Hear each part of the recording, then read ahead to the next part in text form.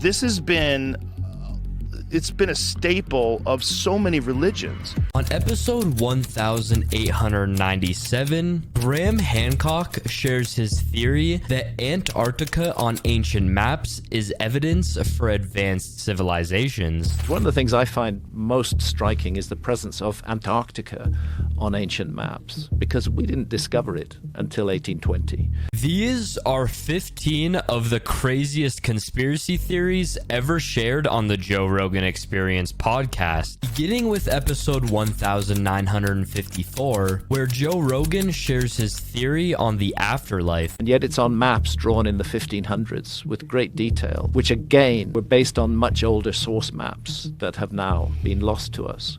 Astonishing thing is the so-called Pinkerton world map. I don't know if you can find it, Jamie. Drawn, I think, in 1813 or 1818, based on the latest exploration data at that time. And where Antarctica is, yeah, that one, keep going right. It just shows a hole where Antarctica is. Because it was an honest map. Nobody had found it by then. But if you go back to, for example, the Wolsey-Wooler world map drawn in 1530 or thereabouts, you find Antarctica is present. That map shows Antarctica exactly where it should be.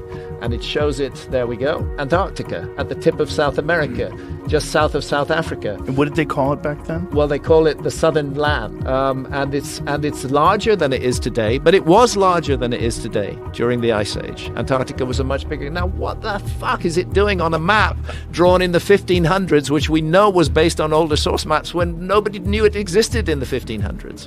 To me, the obvious answer is we are dealing with the fingerprints of a lost civilization that mapped the world and that left evidence of that mapping, which ancient map makers found and used and incorporated into their maps. These maps can be very confusing because they were trying to mix exploration data from their own period with data from the older maps. But when you look at these maps in depth, they're very, very intriguing.